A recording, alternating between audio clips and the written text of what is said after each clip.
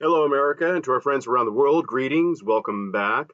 So recently, I went online and I asked this question because you've probably heard this too, and that is communism, no matter where it's tried, always fails. If communism always fails and you can't vote your way out of communism, how come often communist revolutions win? And I ask that because there were efforts in Italy, for example. Apparently, the CIA stepped in and yeah, back in the 50s to prevent that from succeeding. But if you look around globally, not only do you have Russians and China or Chinese, but you've got North Korea, you've got Cuba, Nicaragua, and other places. So this often, communism always fails. This often refers to economic and political collapse of many communist states. For example, the aforementioned Russia, which was renamed the Union of Soviet Socialist Republic, or generally referred to as the Soviet Union, until 1991. So the inefficiencies, the corruption, the you know they pretend to pay us, we pretend to work. Authoritarianism, the Gulag Archipelago by Solzhenitsyn. I've only read a portion of it, but the first chapter describes the paranoia of any knock on the door. You were, you just, the fear of any knock in an apartment building on the door, you were hoping it was your neighbor. And never was anything said again about that neighbor should they be disappeared. So that was the authoritarianism. Critics argue central planning stifles innovation, state control leads to stagnation or oppression. But in my research, in my queries, this failure is debated because some of these regimes still persist. Look at North Korea. Oh, but North Korea on a satellite map, it's the peninsula above the 47th parallel is almost all dark due to no electricity. And yeah, I've seen those images, obviously, but the North Korea still persists. So does China. So does Nicaragua, Cuba, uh, Venezuela, and it's because of the resources in some of the cases. But I don't want to get too far into it because I do have a train of thought I'm trying to go through here with you. Because the statement is you can vote your way into communism, but you have to use other grappling means to exit communism. Even recently, Britain, which is succumbing to this, has stated their desire to financially penalize anyone exiting England, that they must surrender their wealth, that they're not. I mean, obviously, if you own property, you're going to surrender it in most cases, but apparently, you're supposed to liquidate everything and or a significant chunk of it and hand it over to the British government. All right, so the failure, it I don't know. Look around. Can it be said that it is truly a failure if these places are still not only persisting and staying in power, but other places are falling too? If you haven't read Atlas Shrugged, the first third of the novel describes how America was the last bastion, but America was slowly slipping into that ideology. Hence, the enormous amount of wealth transfer, uh, ships bound for Europe or other places, filled with cargo, supplies, goods, wealth, were being sent. And then Ragnar Daneskjold was the high seas pirate who was uh, confiscating it all, saying, yeah, you're not going over there to support, you're not stealing Americans' labor and giving it to communism. So, as I said, I do have a thought that I'm trying to keep, but there's a lot to be said here. Today, I'm recording this, apparently, is the New York City election for mayor. You have Curtis Silwa, you have Andrew Cuomo, and obviously, as everyone's heard, is Zohran Mamdani.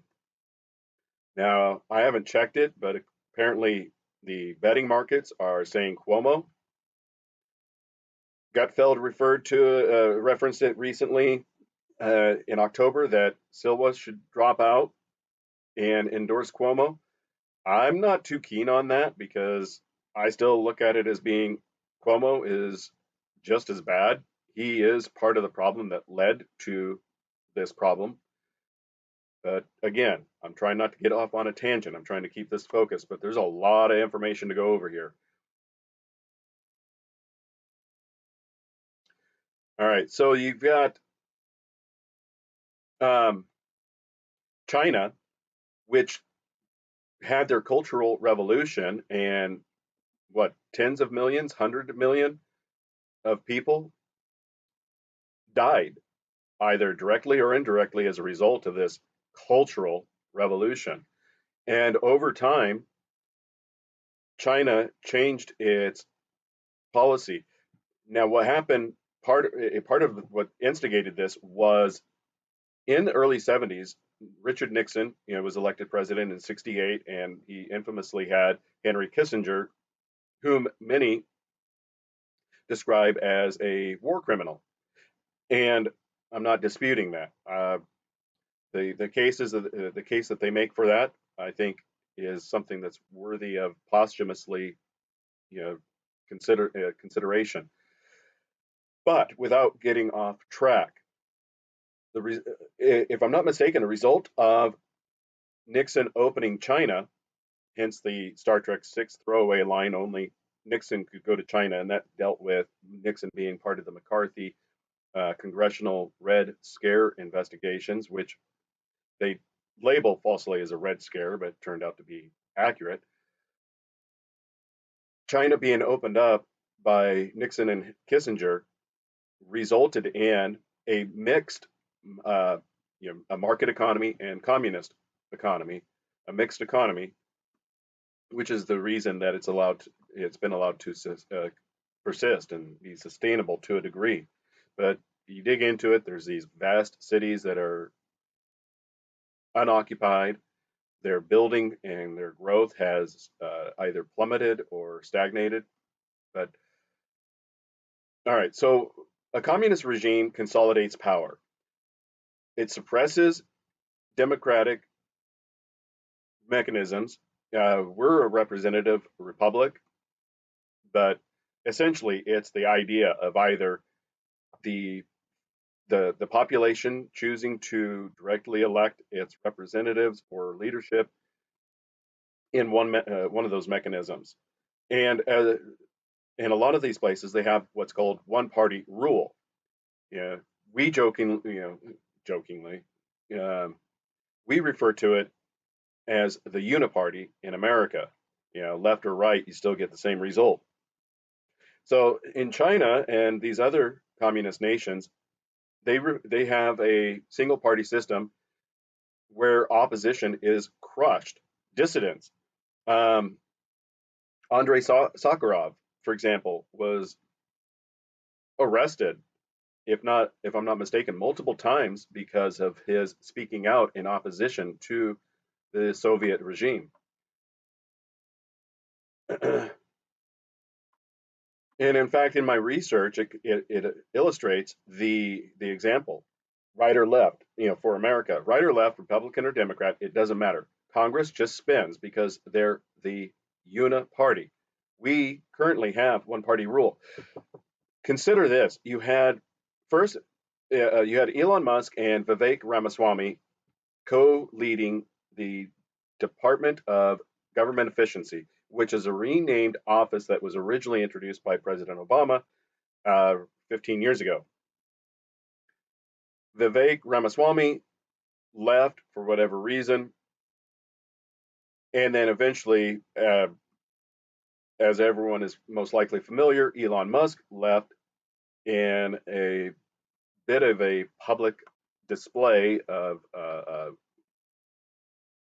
word fisticuffs between him and President Trump and so forth. But any savings, any cost cutting savings that were addressed, such as the abuse of USAID and so forth, that money that was saved was immediately put into use to keep. They just took that money. They took that money and they put it somewhere else instead of reducing the government or reducing spending. Um, Part of the reason that we have this corruption is, for example, most people remember, and if you don't, look into this. Hillary Clinton was, she became the Democrat candidate for president in 2016. A lot of people thought she was going to win. There was a lawsuit at some point called Beck versus DNC after the nomination. And the reason that this nomination came about was there were people that felt disenfranchised having voted in the Democrat primary. And this is all coming to light over the last decade of how rigged this is. The lawsuit, Beck versus DNC, that apparently Senator Sanders had the votes to win the primary, but because the Democrat Party was ruled by the court as a private corporation, they didn't have to listen to their voters for the primary. They had, as a private corporation, the right to choose who it was they would front as their candidate. Fast forward to the last 18 months, when you had the Biden meltdown with the Trump Biden debate on June 28 of last year, 2024, followed by the assassination attempt of President Trump on July 13, I believe that was, and then the introduction without a primary of Vice President Harris. Now, a little interesting piece of trivia, which I was educated upon by America Uncovered with, Chris Chappell and Matt, I can't remember his last name, and Shelley, and I can't remember her last name. But anyway, they are the only online, or they're the only news outlet that I'm aware of that's actually stated this. Maybe others have said it. In the primary, the 2016 primary, Donald Trump received more write-in votes in the Democrat primary than Vice President Harris received before she was picked to become the running mate with Biden. Donald Trump received more votes in the 2016 Democrat primary than Harris, which is part of the reason, if I'm not, I suspect that she dropped out. And but all right, so Beck versus DNC demonstrates that when people say we don't get to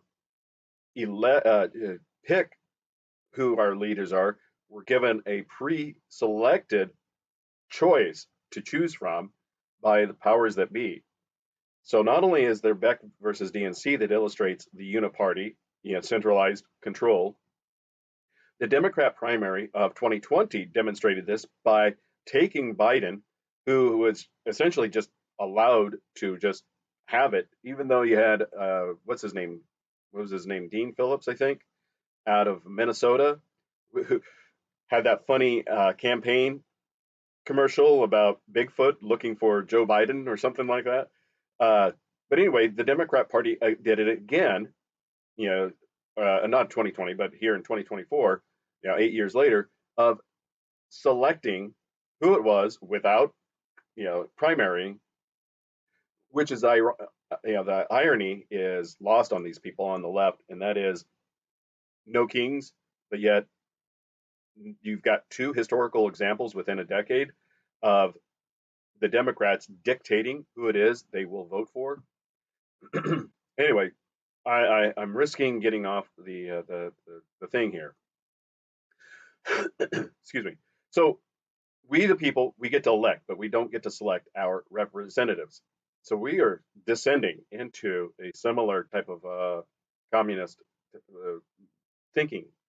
So communist revolutions win because they're toppling weak or unpopular governments. Now, this has been this is something that a lot of people haven't latched onto. When you look at America and you think of the United States House of Representatives, the Speaker of the House, Nancy Pelosi, Kevin McCarthy, and currently Mike Johnson, not only of those three, who is the most popular and who was the most capable of, whether you like their legislation or not, who was the most successful in promoting their agenda? We all know the answer to that. It was Nancy Pelosi. And I'm not saying I condone her actions or what it is that she does or how her leadership went. But out of the three, of Nancy Pelosi, Kevin McCarthy, Mike Johnson, of the three speakers of the House, that over the last 10 years or so, Nancy Pelosi was the one that was able to push the agenda, was able to, and has the most name recognition. So we have weak leadership. Mike Johnson is an extraordinarily weak leader.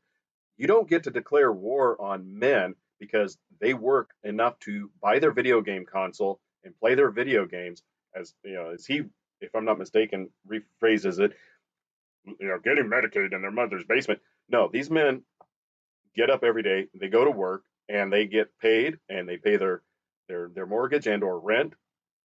They buy their video game system, and they don't spend any more. Well, they're supposed to spend. They're supposed to spend it into the economy to support fat, lazy, overeducated women that made bad life choices. No, they're not. Those women need to be re-educated, and men that support that and act the same way also need to be re-educated. Not in the sense of basket of deplorables that Clinton referred to, forced re-education and others have made, but in the sense of, look, you're a grown adult, you want food, you exchange your time and labor and creativity for something somebody's willing to pay for, whether it's chopping wood or making a painting, it doesn't matter. But if you want to do these things, you have a skill, and you trade that skill for those items. All right, so we're getting, with not only we do have weak leadership. We make jokes about Jim Jordan writing strongly worded letters, while Letitia James and Elvin Bragg actually drag people into court. Whether it's Daniel Penny or it's Donald Trump, it doesn't matter. They drag them into court and eviscerate them, attempting to either lock them up for life or just smear them. It doesn't matter. You've got those AGs in New York, and then you've got that Fonnie Willis that was having an affair in apparently in Georgia, and apparently laundering money. So the left has power. They have power, and they're willing to act on it, and the right doesn't. But it's still, so that's why that's why it's the uniparty. It's because one is a token example, is a token, controlled opposition. That's the phrase. The right, the Republicans, they're controlled opposition. So communist revolutions frequently succeed in overthrowing existing regimes due to historical, social, strategic factors. Think about it right now. What's going on? We have a gender war. Men and women fighting amongst each other, not wanting to date. Mike Johnson out there telling you, that men, we're coming after you to support fat, lazy, entitled, overeducated, bad life choice women and their bastard children. Yeah, so we're ripe for it. In addition to that, we've got people that are living out of cars, that are working multiple jobs to work out of a car, I mean, they're living in a car and they're working two jobs because the price of rent. I A guy I know lives in a 250 square foot studio apartment and he pays $1,200 a month.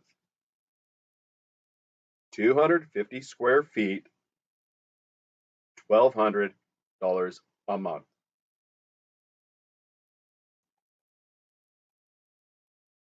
No storage. The only thing is because it's a studio, the power and water and garbage are paid for by that place, and that's it. But otherwise, no storage, no insulation, yeah, no means of growing a garden or having animals for food production, nothing. And when it comes to this individual has stated repeatedly, if something breaks, which has been stated that their stove and refrigerator doesn't work, your food goes bad, and you have no way to cook it anyway. So uh, they thrive because these regimes are corrupt and they're economically failing, as I just described. They found money via Doge, but they went around.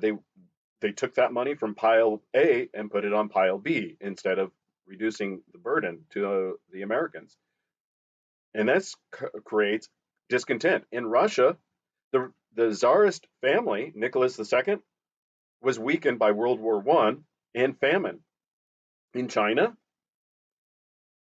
the what is it, Chiang Kai-shek or Kuomintang was corrupt, and they lost support after World War II. If you look into history, Chiang Kai-shek and Mao Zedong worked together against the Japanese, but as soon as that World War II was over, they went back to fighting for control, and we already know who won.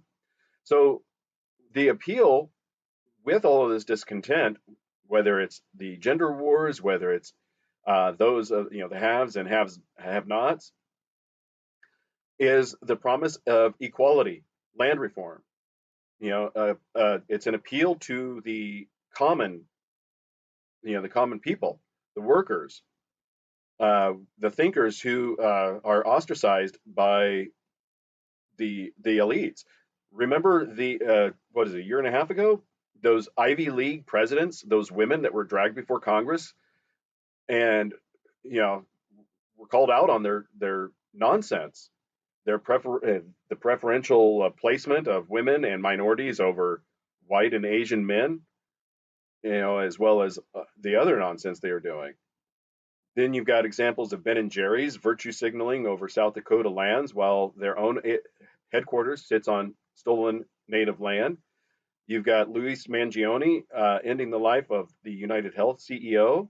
You've got state governors sending illegals to Martha's Vineyard, the Hamptons, resulting in immediate National Guard rounding up those illegals and quietly sending them somewhere else.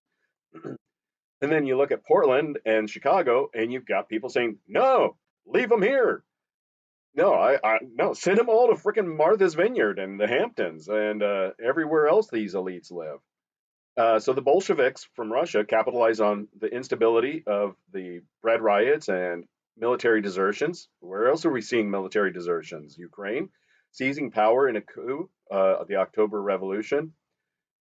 The provisional government lacked legitimacy.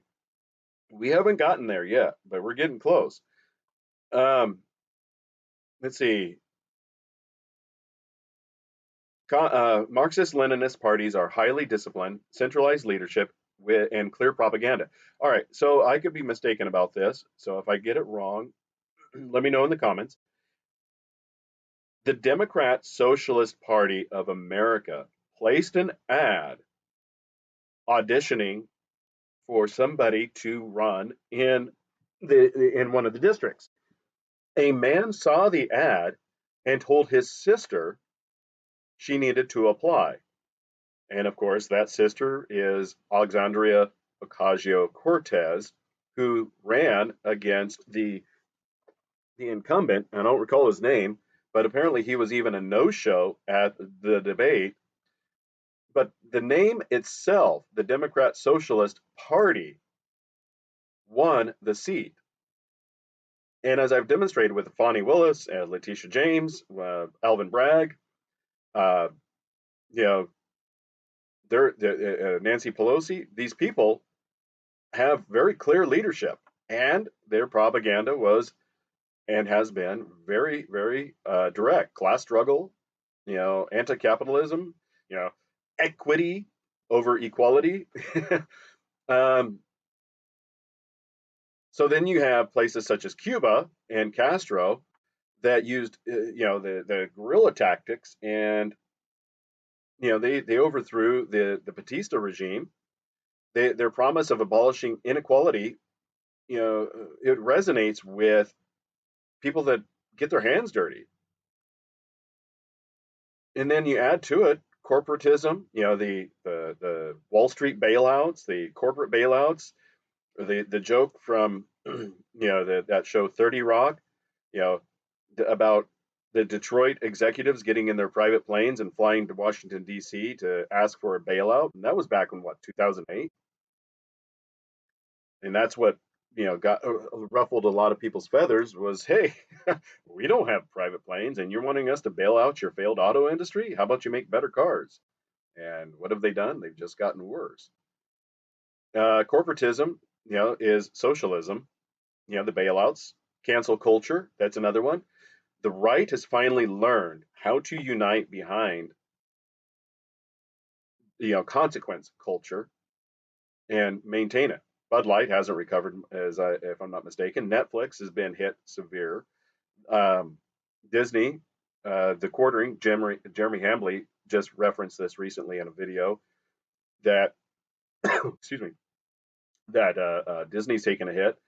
So, consequence culture is finally gaining traction, and the right's beginning to recognize that their voice does carry. Consumerism. Um, Women carry a lot of the debt, whether it's outright buying of junk that you don't need. There's that popular meme of a mattress on the floor, a box with a TV on top of it, and a single burner and a single chair, and men, the all men need. And there's a lot of truth to that. I mean, me personally, I've lived in the woods, in the past, and all my tools were stolen prior to that. And I found a plot, and I went back to get my trailer full of tools, and somebody had stolen it. But I still was able to survive for 4 months of winter in the mountainous woods of the Pacific Northwest. So, you know, men are capable of surviving through much worse, but women are constantly carrying the debt, whether it's financial aid or useless degrees. They get these big jobs, as we found with USAID, of essentially a glorified daycare for women, whether it's the "my day working at Twitter" videos where they go and get coffee that's paid for by Twitter, get the breakfast paid for by Twitter, and this is before it was X, where a day in a life of a Twitter employee, where they don't do anything all day, but they were making, high five figures to six-figure incomes, but they were turning around being broke. Um, so, and then I made the reference that Mike Johnson, the current Speaker of the House, that men are going to be enslaved to pay off these entitled, fat, overeducated, lazy, and poor life choice women's self-indulgent spending problems. Capitalism has been confused purposely as the problem, and those who would and should define and defend have done so poorly and have been mocked by the powers that be in media. Uh, as a result, Tesla dealerships and privately owned vehicles are vandalized, firebombed, over the last year or so. Um, Statues and businesses have been desecrated, government buildings firebombed, churches firebombed, traffic of whether it's interstate highways or throughways are blocked by protesters, and there's no consequence. Think of the Oregon Interstate 5, where they blocked Interstate 5. That is the major artery from Blaine, Washington to San Diego, California, north to south, uniting all three states to the northern and southern border, was blocked in Oregon, and the state police did nothing. They're corrupt. When dispatch is referred to Oregon State Police as AAA with a gun, they're not lying. That's all they are. They are revenue generators. There is nothing useless about Oregon State Police. Nothing. They do not respond to anything other than to write a ticket or tow your car or arrest you on the spot for whatever reason that they feel. But it is not to respond to actual emergencies. A car on fire? Call the fire department. Car broke down? Call a tow truck. They don't do anything. They're useless. Um, so, but how does a communist revolution gain traction? It does so by foreign backing. If you're not familiar, Jordan Maxwell was interviewed by Charles Chuck Ocelli roughly 10 years ago. And in it, he describes how the United States Mint provided to the Soviet Union the, the, the, the, the means of printing American dollars. Yeah, Jordan Maxwell, interviewed by Charles Ocelli in his Special Dogmatic Theory series. In one of those 20 some, what is it, 24 parts, so you're looking at 48 hours worth of interview, he describes how the US Mint provided the plates to the Soviet Union to print American dollars. And nobody said no. Nobody on the left, nobody on the right, nobody in the Democrat, nobody in the Republican side said no. So then, as I've alluded to with the firebombing, communist revolutions use fear tactics. They use violence to succeed. Um, the socioeconomic conditions, everybody's panicking because Saturday, November 1, USDA didn't have the funds to reload the food stamp program, the SNAP Supplemental Nutrition Aid Program. Um, and then, as I stated, for example, the anecdotal tale about the guy that lives in a 250 square foot studio, they're not allowed to grow gardens, even though it is a rural community. They can't have animals for livestock or food production of any kind. They can't have a garden. This is by intent, but this fuels the fire for revolution. And what happens is the communists will unite these rural commoners, common people, us, the general public, with the city workers, the people that are having to face crime every day, and weaponize our grievances against the weak leadership. And again, Mike Johnson is weak. Jim Jordan is weak. You don't get to declare war on the men that are actually providing the infrastructure and think you can get away with it. You don't get to write sternly worded letters and not follow through with it. Once, fool me once, shame on me, or shame on you. Fool me twice, shame on me. So the communist revolutions succeed by exploiting all of these crises and offering pie in the sky. You're not, all you're selling me is blue sky, man. But a lot of people get hooked by blue sky promises. Once we do this, we'll have heaven on earth, a utopia, paradise. All right.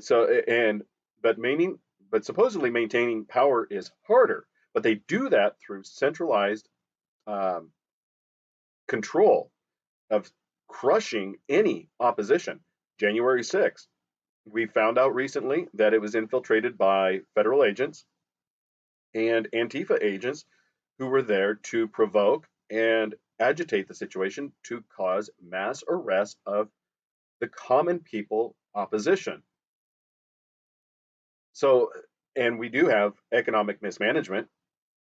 So that's in the J6 thing with the infiltration of federal agents and Antifa is heavy-handed authoritarianism. That kind of stuff leads to stagnation. It leads to distrust of the leadership.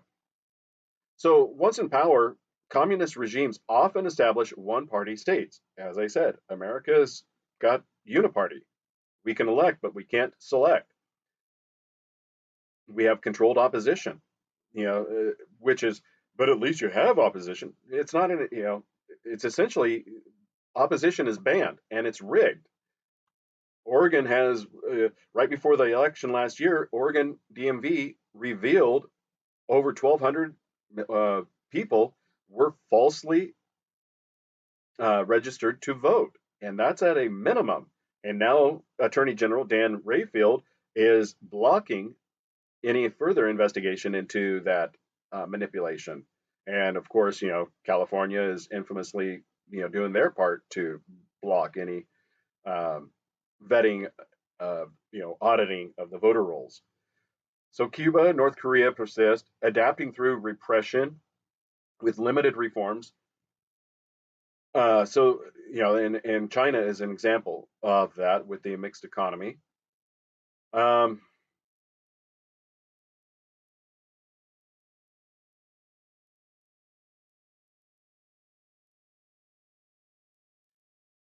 so it's not just Russia, China, you know, taking on corrupt, nationalist governments that lost people's trust. They win because they hit at the perfect moment.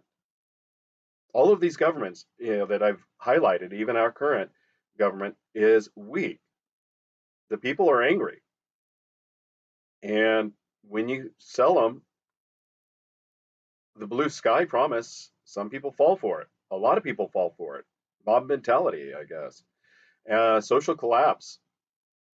It starts calm and then it spirals into chaos. And that's where we're not at chaos yet, but we're getting there. And what's as I said, they are organized. These aren't random mobs. They're very, very tightly knit cult structures with a clear message. In fact, they're exercised if they have. Uh, what was it? The guy that was interviewed? I didn't see the interview. I only saw a portion where he describes that even listening to somebody who was on the verboten list led to him being exercised from Antifa. They tell you, it's those religious cults that tell you to cut off ties with your family. That is the level of control they have. And then, as I mentioned, they have foreign outside control. So this is how they take power. But you hear about why, well, they always fail. Okay, communism, you hear it all the time. Communism collapses. Soviet Union, in 91. But the others, China, North Korea, Cuba, they still persist. But in order to maintain that control, they have to turn to authoritarianism. Stalin's purges, Mao's cultural revolution, they get crushed. The dissenters get crushed. The Solzhenitsyn, our Gulag Archipelago, is the novelization of that example. That's why you can't vote your way out. Once they're in, it's one party, no, one party rule. The Communist Party of China, the Chinese Communist Party, still runs the show, but it's a mixed market. Cuba, North Korea, they're more of a dictatorship than an ideology. And this is where it gets real. Society's hit what they call the purple stage. That's the transition from blue being calm, red being chaotic. The purple stage, chaos, distrust, collapse. People are promising utopia. Look at Mamdani, free daycare, government run grocery stores.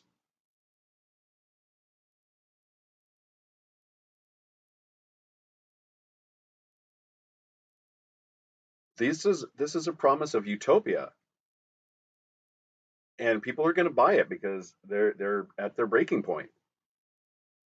So communist revolutions win because they exploit broken systems with tight organization and big promises, but they fail long term because the economies they collapse. People get fed up. As I made the reference, they pretend to pay us, we pretend to work. There's another one I heard in high school, and that was the Hero of the Soviet Union Award, a nail maker. We need a million nails. So he took the metal, melted it, put it into the forms, and he made tacks, but he called them nails, but he made a million or however many it was. So he had to get a Hero of the Soviet Union award for making a million useless nails. Then they changed the criteria from quantity to weight. So he made giant nails and made the weight quota. Got another hero, the Soviet Union. This is the reason it fails. Centralized planning fails. And people get fed up. They learn the game. This is the reason that the men's movements, whether it's men's rights or the men going their own way or red pill, it exists as men have noticed that Daniel Penny is not the exception. He's the example of what the consequences for participating.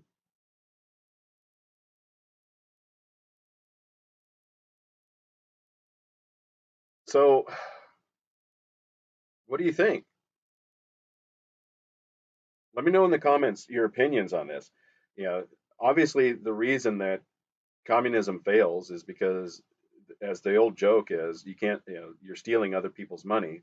And once you run out of other people's money, you have no means of paying for it any longer.